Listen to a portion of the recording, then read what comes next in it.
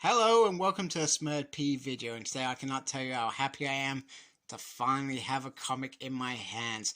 It feels like forever, and we don't know when we're going to get issue 50 at this point in time. We can only hope that it will be at some point in the near future. Anyway, so it's issue 49 of Mighty Morphin Power Rangers, Necessarily Evil.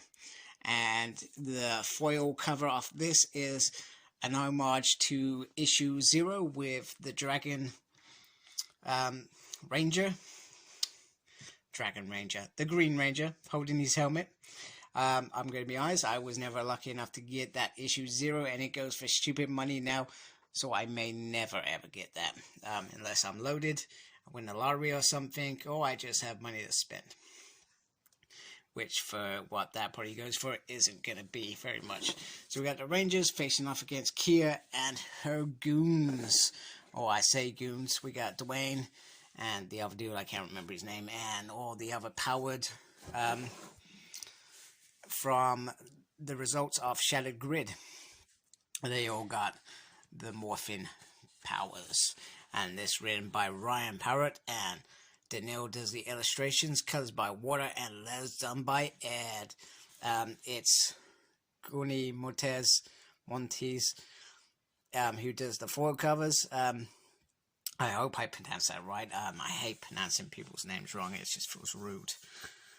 So pretty much the Rangers are in some sort of Dragon Zord designed to get them to where Jason is. Where the other Rangers were based. And they start to search.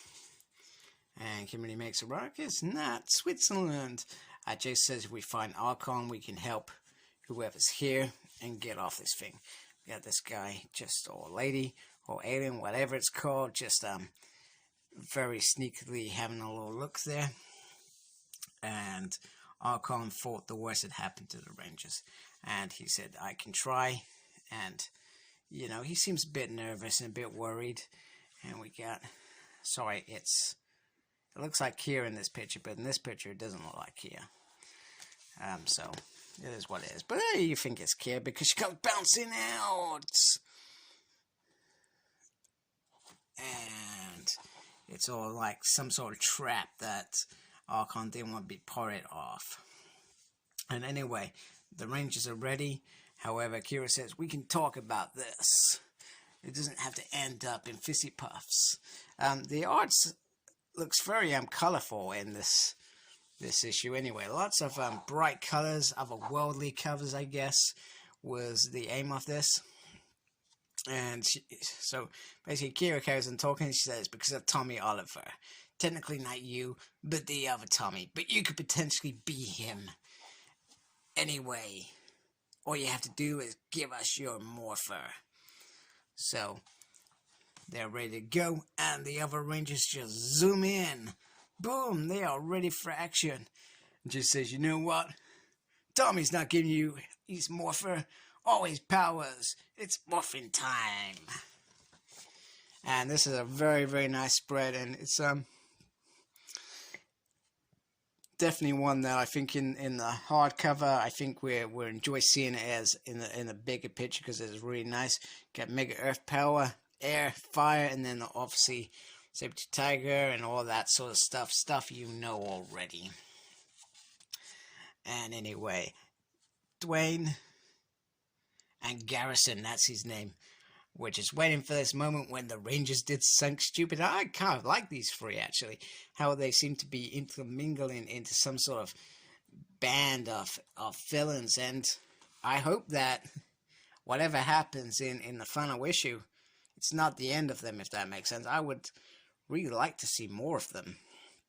And this is just perhaps the beginning. I mean, you gotta remember when Lord Dracon came on the scene, he had two arcs. He had that first arc, and he had the big arc. Now I'm hoping this is just the first arc of these guys, and there's a bigger arc later down the line. So pretty much the Omega Rangers get to get the Zords, and Tommy says, he's a bit unsure here actually. He says, we'll do our best sort of thing. You know, he is a bit worried because he's their fight against Dwayne the first time didn't go very well. He pretty much pulverized them. So Tommy says, I can't beat him, but I can hold him off while you do what you need to do to be ready to actually defeat him. So you can see why he's fighting him there. They're starting to get all their weapons done. However, Dwayne is accustomed to this sort of thing and throws a little, it looks like a symbiote, into the mix. He's like, you're saying you Rangers never learn? And then it all starts to go to pieces. Pretty much like the first time Tommy's taken out. These guys are told to, Aisha and Adam are told to sort out Rocky and get him free, while me and Billy will handle Dwayne. And he's like, you never learn. Meanwhile, Slayer Ranger and 11 are on a secret mission to find what Kia found, which was, if I remember in the temples, something to do with the morphin grid, or how they got their powers, or the morphin masters were, one of the others, I can't remember. That's how long ago it seems like we had an issue. Anyway, well, I'm just talking crap because I just generally don't remember.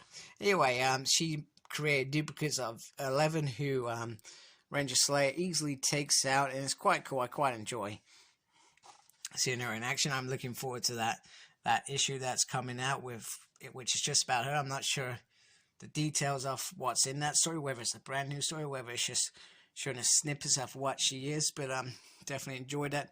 Anyway, Ranger Slayer is not too sure about going through, but 11 says, I'm almost sure, you can get back from there once you've come here. And pretty much he says, MSC, if you're watching, please help her. MSC was dead, I thought. Anyway, the fight goes on, and they kind of get there's a headbutt there. They fight a bit dirty. And it all looks like it's going the Ranger's way. Obviously, the Omega Ranger's way. And he's laughing because he's like, it looks like you're going to beat me. But that's what I love about you, Rangers. You're so predictable. Now, this is fantastic. Kia, who's morphed, gathers all the other protectors of the morphing grid and pretty much sends them in. Pretty much whatever powers they've got, they're just firing into the Zords and smashing into them, firing plasma bolts and whatnot against them, and they just can't keep up. Zach loses a leg, and it starts sounding a bit desperate, and she's like, you can yield and it'll all be over. Then Trini, looks like she gets knocked to 6. And then I'm not sure where Jason's going at this point. Oh, he's saying, well, let's regroup. So I think he starts to pull out. However, Trini doesn't get a chance to pull out. And he's pretty much, Garrison's like, how's my form? Pretty much smashes into the Zord pretty well. So bad that he's pretty much ripping it to pieces, and then you pretty much get a plea from Omega Red Ranger, anyone, say something, because they're pretty much doomed, and that is a very, very quality issue. So great character development. We got a little bit of that, not so much of it, but great plot line overall. Just the story, which just felt so fluent. I just loved reading it from beginning to end. Maybe it's just why I've missed comics, but it just flew by. Before I knew it, it was over, and I was like, oh man, I've got to wait to get issue 50, whenever that will be. So I loved it.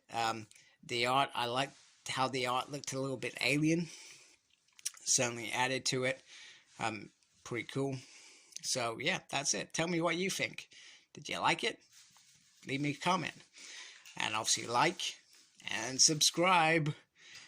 And as always, embrace the geekiness. Take care. Goodbye.